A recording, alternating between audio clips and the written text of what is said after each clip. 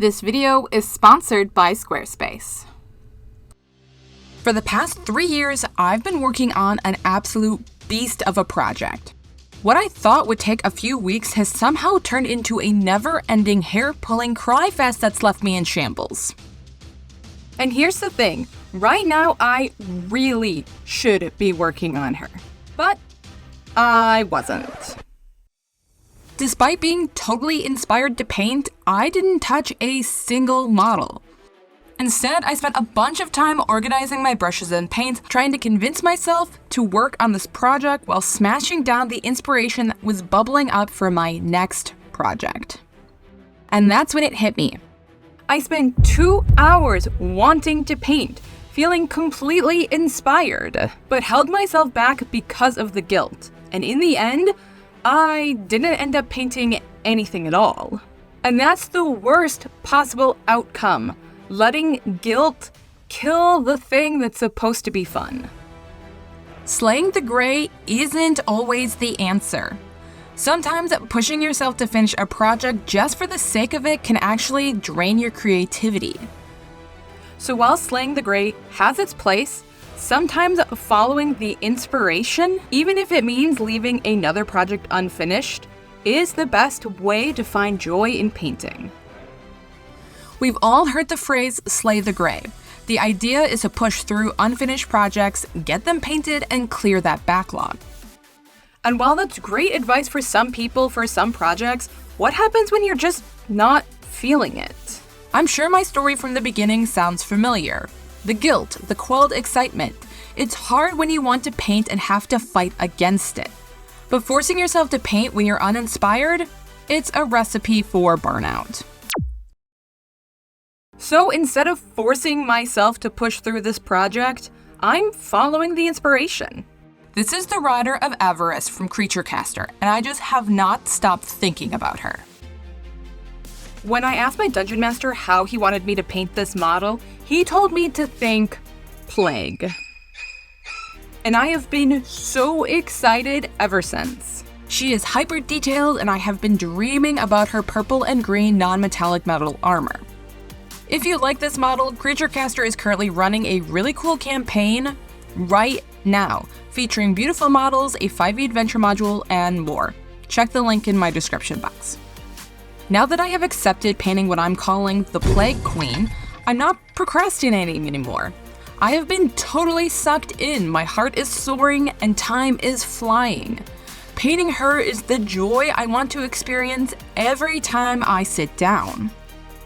We do this because we love it, so why do we beat ourselves up for wanting to follow that excitement?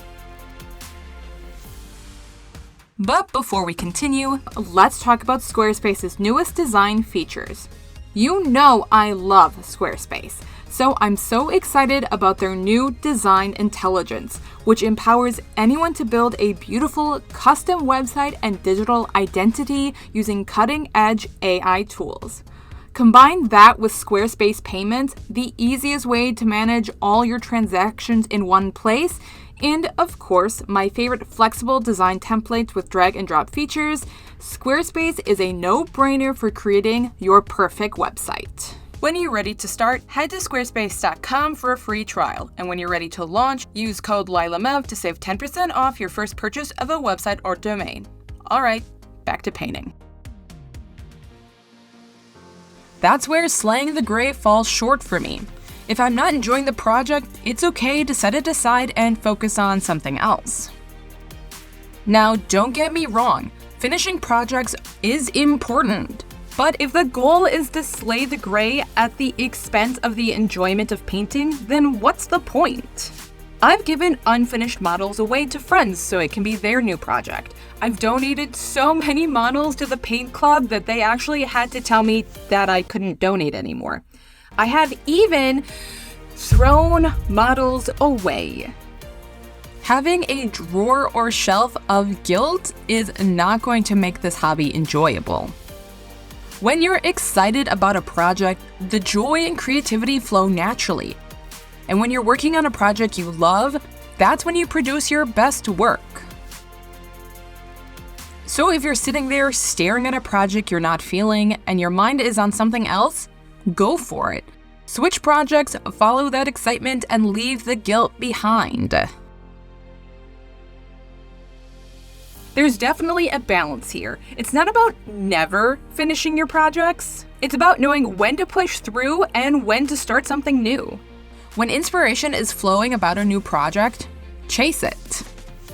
And the next time when you are in the mood to paint but aren't feeling an overwhelming sense of urgency to start that new project, that's when you can finish up whatever project you're currently working on. Sometimes I like to have a couple of different projects to work on at once. That way, if I get stuck on one, I can switch to something else. However, just because you're uninspired doesn't mean you should put the project down. I have a folder on Instagram filled with model inspiration, and whenever I'm feeling stuck on a project, I go look in that folder and see if I can rekindle that excitement. If finishing a project motivates you, great. But if you're feeling uninspired or stuck, maybe it's time to let go of that pressure and focus on what makes you happy. So what's the takeaway?